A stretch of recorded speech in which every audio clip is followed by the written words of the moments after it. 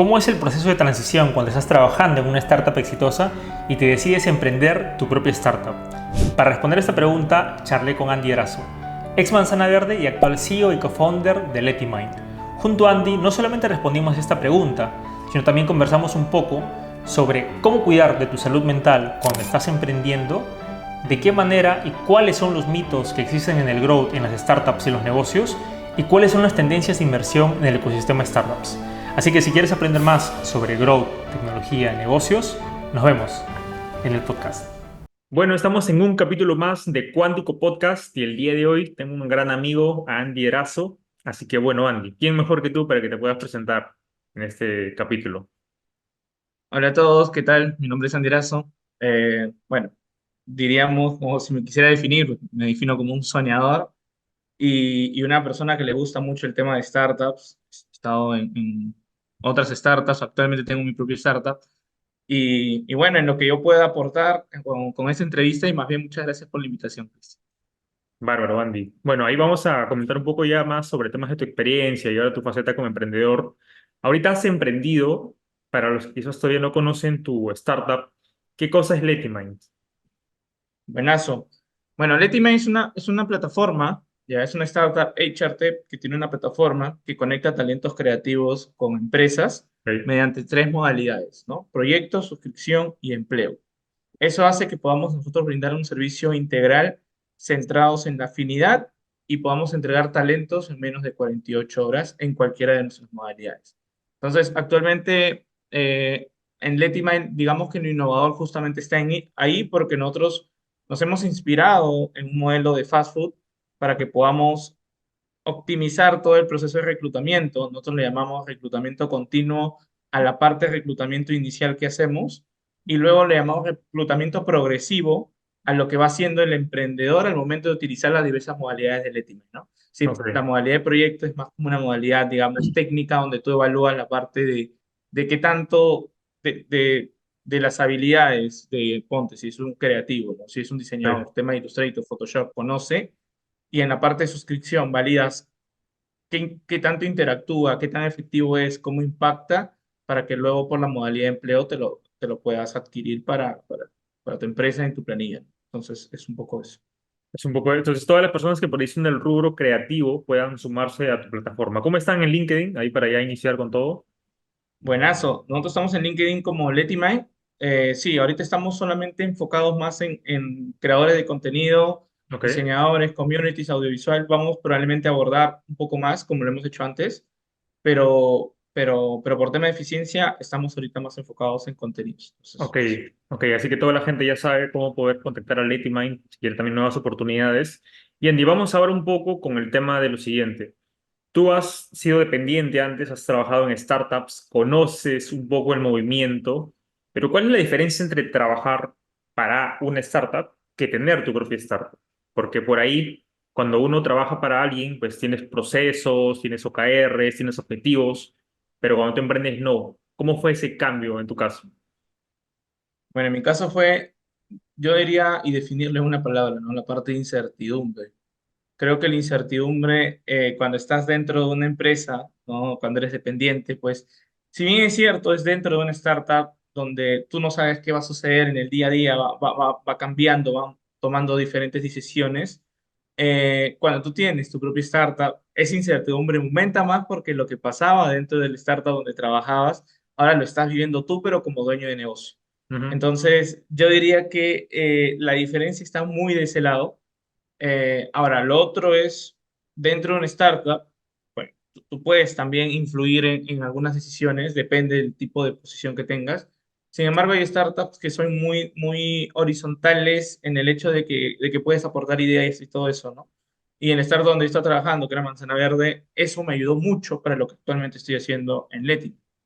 Entonces, yo diría que si bien es cierto, el depender de una startup o trabajar bajo una startup, bajo una empresa, se puede tomar como, pucha, no sé, tienes que verte como sí o sí sujeto a lo que ellos vayan a decir y no puedes opinar o cosas así, no funciona tan así en las startups, ¿no? Ok. Es muy abierta opinión. Y es algo que al menos diría yo que es algo similar cuando tú tienes tu propio negocio, ¿no? Porque tú eres tu dueño, tú, el dueño no solamente de tu startup, eres dueño de tu tiempo, de que Claro, capaz sí tiene en el hecho de productividad. Entonces, diría que eso principalmente es lo diferente. Y lo otro también, cuando hablamos de incertidumbre, hablamos también de salud mental, ¿no? Que va muy... Dentro de una startup, pues hay más seguridad, hay un sueldo claro. fijo. Cuando estás Todo feliz. claro, es todo feliz, pero Claro, cuando estás tú tienes tu propia startup, pues lo mismo, que hay una métrica muy interesante en las startups, que es el runway, ¿no? Lo claro. mismo que lo vivieron de repente tus jefes, ya lo vives tú, pero ahora Desde otro afectando también lado, parte de tu economía, claro, del otro lado. claro, Entonces, y eso afecta mucho la salud mental, al menos que tengas un colchón grande que te pueda aguantar una buena cantidad de tiempo. Y eso, ¿no? Me claro. podría extender ahí algunas cositas más, pero eso Claro, y principalmente. ahí quiero ir a un punto importante, Andy, que tú dices, porque hay un tema de salud mental. Tú sabes que cuando uno es emprendedor, ya lo has dicho, es el tema de la incertidumbre. O sea, no sabes qué va a pasar, no sabes si hoy día te cae, o sea, acá en Perú la SUNAT y pueden pasar cosas, si es que ha hecho otras cosas. No sabes si es que, pucha, se te puede crear un cliente muy grande, si es que pueden entrar más competidores. Entonces, ese tema de la incertidumbre, ¿cómo lo manejas desde el lado de la salud mental? ¿Qué herramientas has tenido? ¿Has, no sé, llevado terapias o libros o audios o conversaciones con otros founders? ¿Cómo desarrollas Muy la buena, salud mental? muy buena pregunta la que dices, Cristian. En este caso, pucha, al principio fue muy complicado, ya. Eh, Mira, cuando yo salí de Manzana, a mí lo que me sucedió es que uno tiene mucha confianza y eso es, digamos, esa es la motivación, ¿no? Es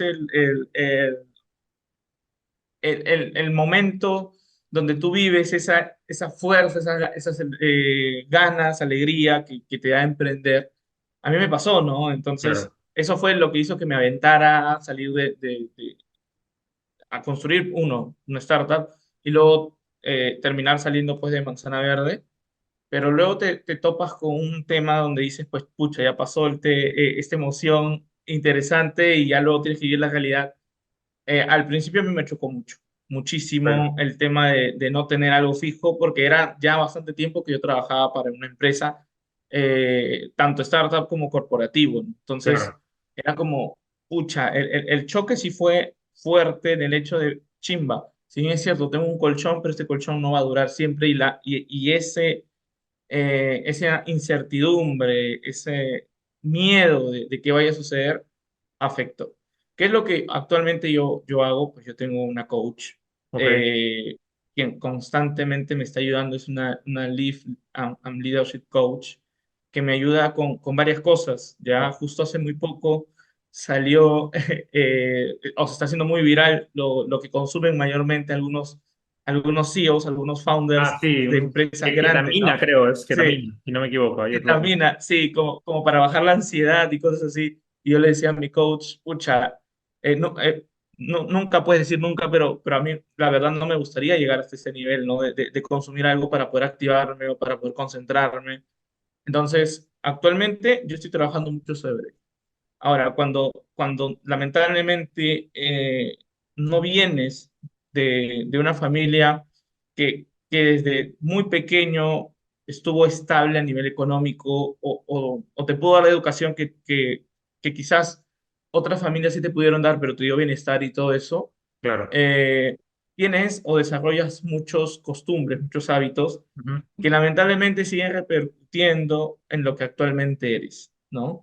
Sí, Y eso no lo había visto porque yo estaba trabajando dependientemente y no lo ves hasta cuando te topas contigo mismo y dices, chimba, no sabía que yo no era bueno haciendo esto, o no ok, sabía que esto me podía pasar, o no sé autoliderarme yo mismo, no sé cómo ponerme horarios, no sé esto, y el coach me ayudó. Yo leí un libro muy bueno que se llama El Coach de Silicon Valley, y lo recomiendo bastante, ok. que justamente habla de esta persona que fue de coach de muchos CEOs importantes Ok. en Silicon Valley y cómo las cositas que le decía a estas personas influenciaban mucho, no solamente en el poder de qué es lo que hacía este CEO en su día a día, sino en el poder de decisión que afectaba a miles de familias Claro, que en este caso estaban dependiendo de ese trabajo, ¿no? Entonces, me pareció muy interesante el que a veces las personas tomamos muchas decisiones a partir de una emoción.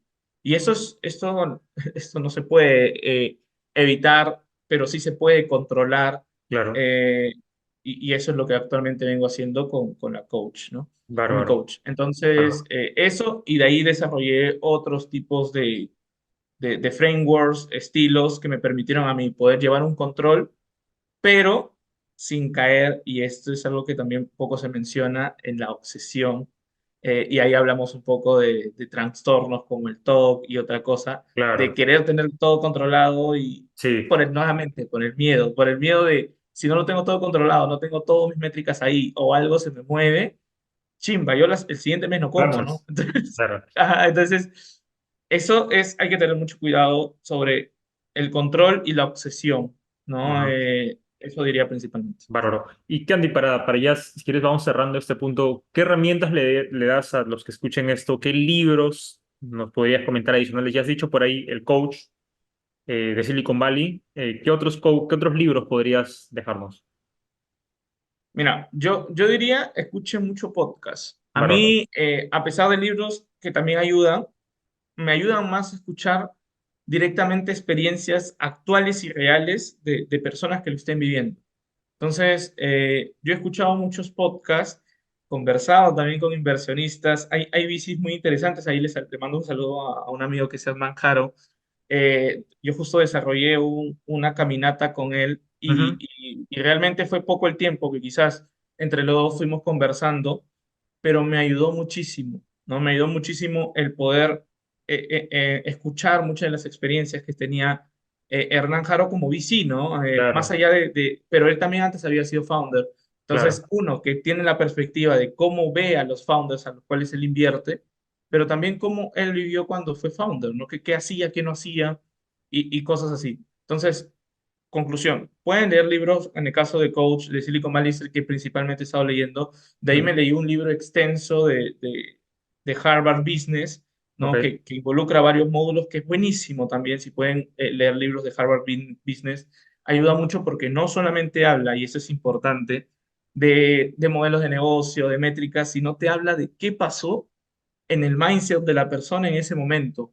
ok, O te explica, por ejemplo, por qué Google al principio no encontraba una forma de monetizar el modelo de negocio que tenían y cómo los inversionistas ayudaron e impulsaron para que esas personas se aventaran por entrar en el tema de la publicidad en los claro. buscadores. Entonces es muy chévere poder entender de que no todo nació también de ellos, sino que a veces hay personas o las conversaciones que tienes con otras personas ayudan a que puedas sacar nuevas ideas y nuevas cosas que no habías visto, que es lo que me pasó con conversaciones con algunos VCs y CEOs, ¿no? Bárbaro, bárbaro. Pues ahí dejamos esas herramientas. También lo importante es el network para todos los que estén pues Eso emprendiendo mismo, y no emprendiendo también, porque uno dentro del corporativo también tiene sus propios retos. eso Eso mismo, también es. totalmente. Y aquí vamos a este punto. Justamente tú comentaste ahora un tema de Google, ¿no? Que por ahí no encontraba su modelo y los inversionistas ayudaron y todo eso. Viniendo un poco hacia esa realidad, yo estuve hace poco en una conferencia donde estuvo Larisa Arias, bueno, una de las founders de Manzana Verde, le mando un enorme saludo. Ella fue mi madrina en el mundo de startups porque ella me introdujo, me acuerdo que tuve una mentoría con ella y me comentó un poco así, yo estaba medio como que raro porque no creía que, bueno, por sin vender te den acción, te den financiamiento, con poco equity, tanto de fondos y todo, pero bueno, un saludo para Larisa desde acá, espero que pronto también esté conversando conmigo. Y Siempre bueno, ayudando, siempre ayudando. justamente Larisa hablaba sobre el tema de que ahora Manzana Verde pues está expandiéndose muy, muy fuerte en varias ciudades, se están aplicando creo que ya temas de guía también, si no me equivoco, todo traqueado y todo. Pero Andy, tú estuviste en un tiempo en donde quizás no había eso. Si no me equivoco, tú fuiste uno de los que comenzó el equipo de contenidos, ¿verdad? Sí, a mí me tocó construir el área de Exacto. contenidos y brands, Y entonces ahí, sí, yo he y estado... ahí, ahí justamente quiero abordarme, porque yo creo que también eso es como un intraemprendedor, porque, o sea, no había nada, quizás había muy poco. ¿Y cómo haces, Andy, tú para poder ir escalando un equipo de trabajo? O sea, porque por ahí primero eran tú y alguien, luego tres, luego cuatro. luego sé que abrieron México, que hay que ver tropicalización, luego ver Colombia, que hay que tropicalizar también, acá ya tenías Perú. Entonces, ¿cómo es ese proceso también de hacer crecer un equipo de trabajo? Sí, en el caso, bueno, yo literal estuve casi como una especie del team founding de ¿Mm? Manzana Verde. Cuando yo entré eran pues máximo habrán sido 15 personas, eran muy poquitos. Claro, No existían no existían muchas áreas y no existían también muchos procesos que actualmente existen ya dentro de Manzana Verde que se venían aplicando, ¿no? Entonces, en su momento, recién estaba entrando Manzana Verde a México, tenía muy poco tiempo de haber entrado a México, no estaba Colombia. Eh, Nosotros, en mi caso, cuando yo estuve viendo el tema de contenido, yo empecé como pasante ok, dentro de Manzana y eso es algo que me gustó mucho de estar en Manzana y es que yo pude crecer muy rápido dentro de Manzana por el mismo crecimiento que venía teniendo Manzana Verde, ¿no? claro, Entonces, actualmente, como dices tú, ellos utilizan en temas de IA y otras cosas, pero el gran problema que siempre se tuvo de cara a Manzana Verde fue el tema del Product Market Fit, ¿no? Y es algo que quizás las personas que aplican muchos temas de Grow saben que es importante o esencial antes de aplicar temas de Grow, ¿no? claro, Si bien, por cierto, si bien es cierto, producto no define qué es lo que es Grow, o ha habido empresas que han crecido productos que no han sido tan buenos y a pesar de eso, pues siguen facturando, el Product Market Fit es esencial para poder hacer ese tipo de estrategias como o metodologías como lo viene a ser Grow, ¿no? exacto, Entonces, ¿por qué lo comento el tema del Product Market Fit? Porque esto va muy ligado a la parte también de la tropicalización post que se hacía en esos mercados.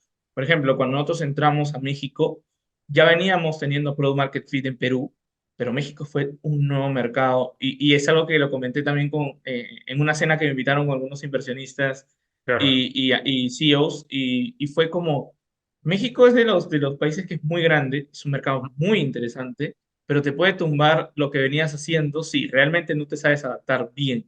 claro, Y, y es algo que muy pocos comentan y muy pocos lo dicen, y es que el Product Market Fit, y para definir para las personas que quizás no conozcan qué es ese término Product Market Fit, hablamos de que el producto sea aceptado por el mercado, pero más allá de aceptación de, ok, me gusta el producto, es que lo pueda consumir periódicamente, ¿no? Con una frecuencia y que eso impacte a tus métricas de negocio o unit economics. claro, Entonces, actualmente, muy poco se conoce que pues el Product Market Fit o se ve como la empresa tiene o no Product Market Fit. claro, Y no se habla de Product Market Fit en diversos mercados. Si tú puedes claro, tener Product Market Fit en Perú, depende de tu modelo, siempre hablo de eso, depende del modelo, pero no puedes tener Product Market Fit quizás en otro país, porque de repente está costando aceptar el producto, o claro, en el caso de la comida, te tienes que adaptar a las costumbres y eso nos pasó en México.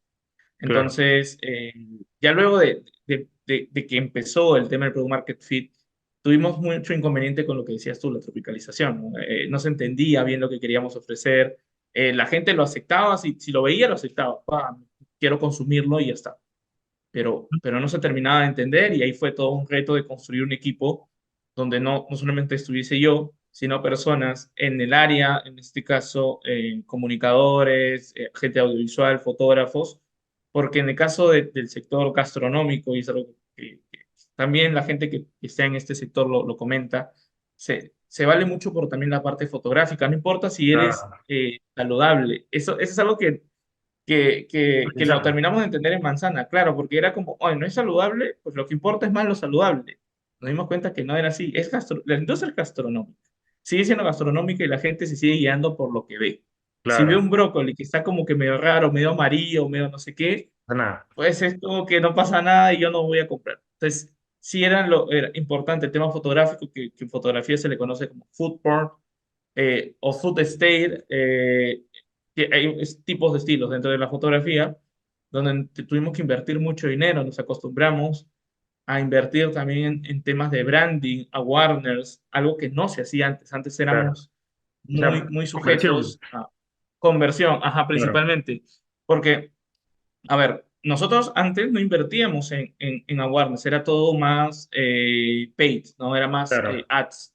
Y como todo venía por ads, pues chévere, pero llegó un momento en donde dijimos, ok, tenemos ventas, pero nada de orgánico, es decir, no viene por orgánico, muy poco la gente nos conoce, entonces ahí fue mi papel justamente de ya hacer estrategias a nivel branding, a nivel awareness, que permitiera que Manzana Verde ya sea conocida e impactase en nuestro unit economic, ¿no? Es decir, bajase el costo de adquisición de cliente, el conversion rate también fuese un poco mejor y cosas así. Entonces, ese es un poco lo que yo he vivido en Manzana Verde, como decías tú, experimentar ese crecimiento Claro. y ver cómo pasaron de no hacer grow, porque lamentablemente no todo es que se puede hacer grow, de no hacer grow, de ser cosas no escalables, a hacer cosas más escalables en otro mercado. Claro, y ahí quiero ir un poco, Andy, porque ya entramos un poco al tema de growth. Y ahora creo que el growth pues está en su hype porque toda la gente quiere hacer growth y todo, pues hasta lo mínimo quieres ver temas de growth. Para ti, ¿qué es growth? O sea, qué hace un perfil que trabaja en el área de growth? Porque ahora es también growth marketing, growth lead, growth content lead, growth nada más, growth hacker. O sea, ¿qué es alguien que trabaja en este tema de growth? Bueno, para mí Grow es un enfoque, una filosofía o una metodología, ¿no?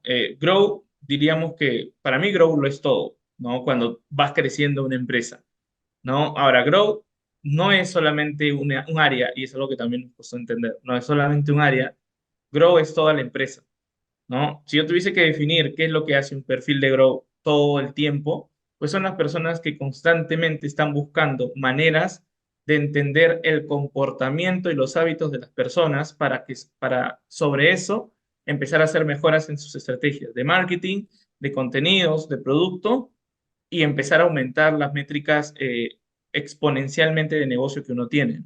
Claro, Y no solamente Grow hablamos de adquisición, que nuevamente muchas veces se piensa, sino también de retención, principalmente de retención y de un modelo de monetización interesante, ¿no? Porque puedes tener una muy buena estrategia de adquisición, pero la retención no te ayuda y es decir, no retienes y más está, y nos pasó también en Manzana que nos fijamos mucho en adquisición, es decir, éramos muy buenos adquiriendo, pero no muy buenos reteniendo ok, y tuvimos que hacer cambios en el modelo de monetización y ya empezamos a fijar más en el tema de retención, tener un equipo más de retención netamente, que estuviese viendo las métricas, la North Star Metric de Manzana Verde, que era número de pedidos entregados por día y cosas así, porque sabíamos que eso podía afectar. El modelo de Manzana es un modelo de suscripción. Entonces, es un modelo enfocado realmente en la retención al 100, ¿no? Entonces, ya la claro. frecuencia la tienes, ¿no? La frecuencia es mensual y cosas así. Entonces, sí, es algo que yo diría como definición, una filosofía o una metodología que ayuda a las personas a poder centrarse en el crecimiento de sus empresas a partir de entender bien el comportamiento de los usuarios que tiene, pero sabiendo de que ya hay una atracción del producto hacia el mercado, lo que decía con el Product Market Fit. Y este tema de growth, Andy, no sé si nos puedes comentar algunos ejemplos puntuales que tú hayas visto dentro, o si quieres, de Manzana u otra experiencia, como mira, tenemos esta hipótesis, queríamos probar esto. ¿Cómo se desarrolló? ¿Hay unos casos de growth que tú hayas podido ver de cerca? Sí, nosotros hicimos tuvimos muchas hipótesis que quisimos validar. Desde el lado de adquisición principalmente, fue la hipótesis de que si hacíamos cambios en el tipo de contenido que estamos haciendo de manera orgánica, eso podía influenciar en que las personas pudiesen tener más conocimiento de la marca, de lo que hacía, y eso hubiese impactado o impactaría en el costo de adquisición de cliente. Ujú, Entonces, la hipótesis grande que tuvimos fue, ¿vale la pena realmente invertir en branding en esta industria en el momento en el que estamos actualmente a nivel de creación de contenidos orgánicos que ayuden a las personas a poder entender un poco más de lo que hacemos en Sana Verde? claro. Y cómo lo validamos nosotros? Pues lo validamos a través de si el costo de adquisición de cliente era mucho menor, si teníamos más ventas orgánicas, si el conversion rate disminuía, ¿no? No, disculpa, si el conversion rate aumentaba, es decir, la tasa de conversión era mucho más alta. Entonces, sobre eso es el que empezamos a trabajar. Y ahorita pasamos de la creación de contenidos, de una estrategia de contenidos donde era hacer una parrilla para que la gente se entretenga o vea algo o hasta, digamos, que se informe, entre comillas, Claro. a coger los contenidos orgánicos que hacías y meterlos dentro de la estrategia de Grow para hacer una especie de viralidad o hacer loops de viralidad. Es algo que nos Ujú. pasó muchísimo Y nosotros en Manzana hemos creado muchos contenidos orgánicos que se hicieron virales y que todavía fueron los primeros en viralizar algo que luego posteriores empresas lo fueron Claro. utilizando.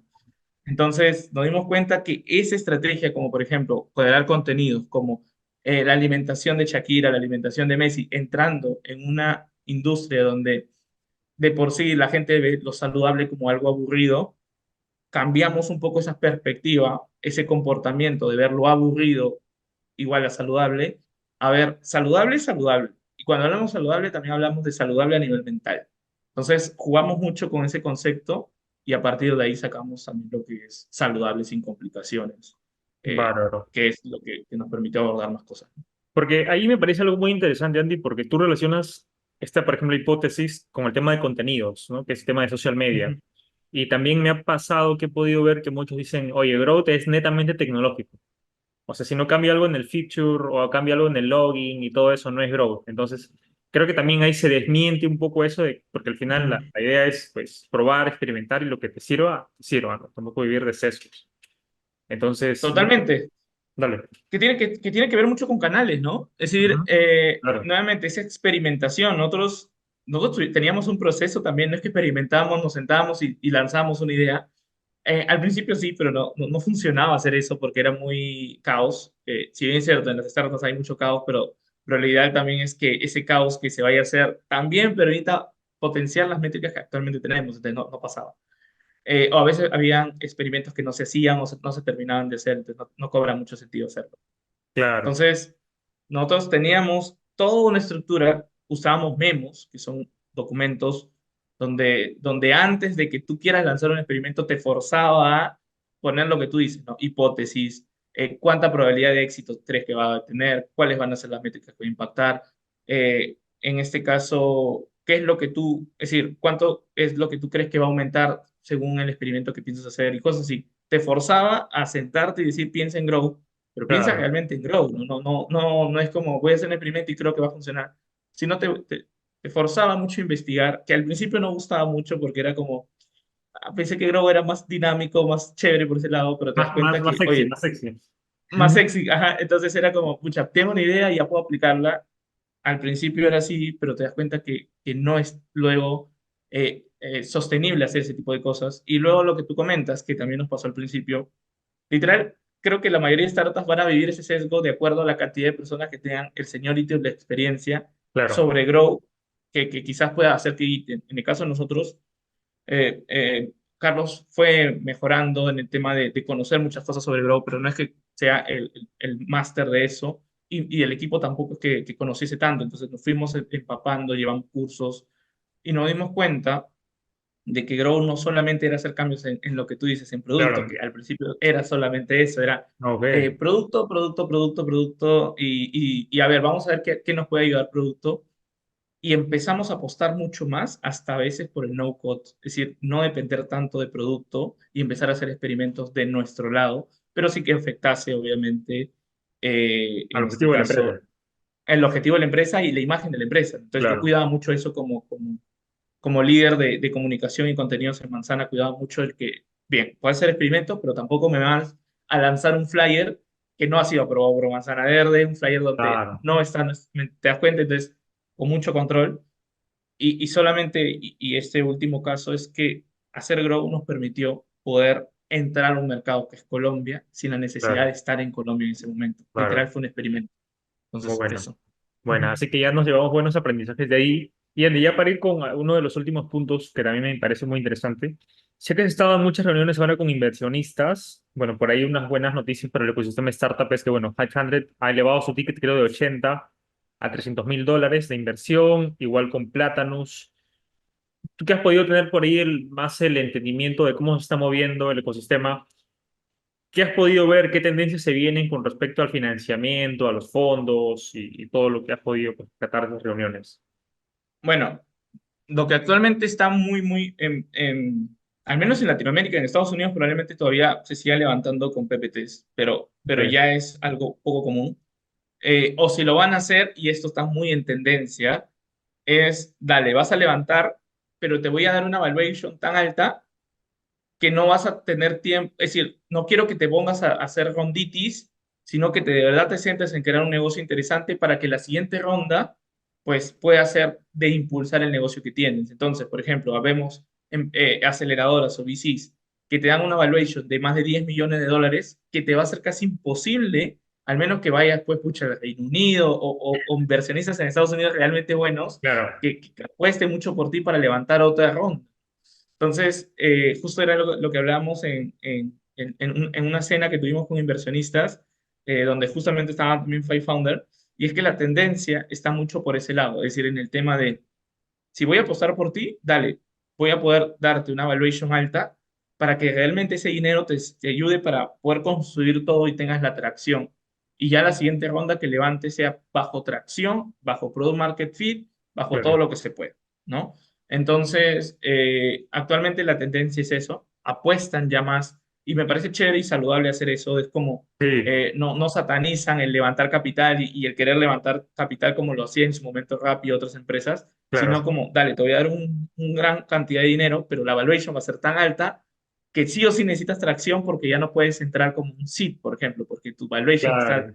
a más de 10 millones de dólares. Entonces es como, Te te fuerza más disminuye por la fondo. cantidad. Ajá, eso mismo, te fuerza más a que tú digas, ok, y ahora sí hay que hacer un negocio bueno, interesante, y no solamente a quemar dinero por quemar dinero. Claro. Y esa es actualmente la tendencia y se está dando una competencia de quién te da una mejor valuation en el primer momento para que tú te sientas cómodo y ya luego sobre eso puedas crecer, ¿no? Y es algo que me pareció muy, muy interesante. Buena. Eh, está buenísimo eso porque yo tampoco no entendía el por qué te dan tanto dinero en un principio por un poco porcentaje, cuando Claro, eso te puede quemar a querer levantar más dinero, ¿no? Es como te queman el hecho de, pucha, si, chévere, tú dirías, chévere tener una evaluación de 30 millones de dólares en un inicio, tú dirías, buenazo, pero claro. luego te das cuenta y dices, chimba, pero si se me acaba este dinero, Sí, ¿ahora cómo hago?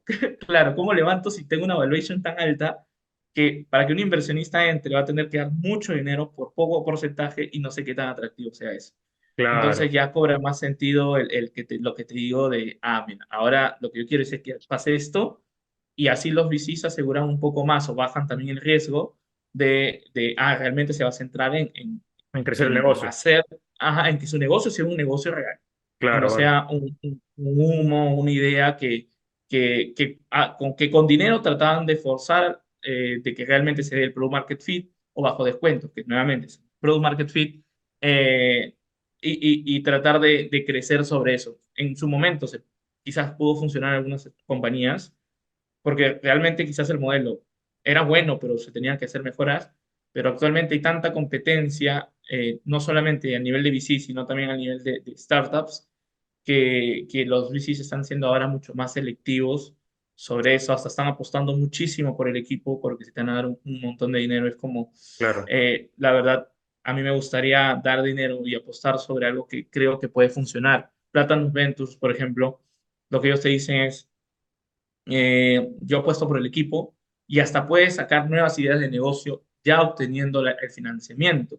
¿Qué quiere decir? Que ellos no apuestan por ti, apuestan por ti, ¿no? Mm. Y por si vas a conseguir el product market fit con esa idea o me vas a hacer millonario con otras ideas Claro, bárbaro. que vayas a tener, ¿no? Bárbaro, Andy. Entonces, Bueno, bueno, buenos puntos ahí, buenos puntos. Pues nada, Andy, de verdad, muchas gracias ahí por todos los inputs que nos has dado. Vamos a fijo tener una parte 2 ahí en el nuevo formato que también estoy pensando.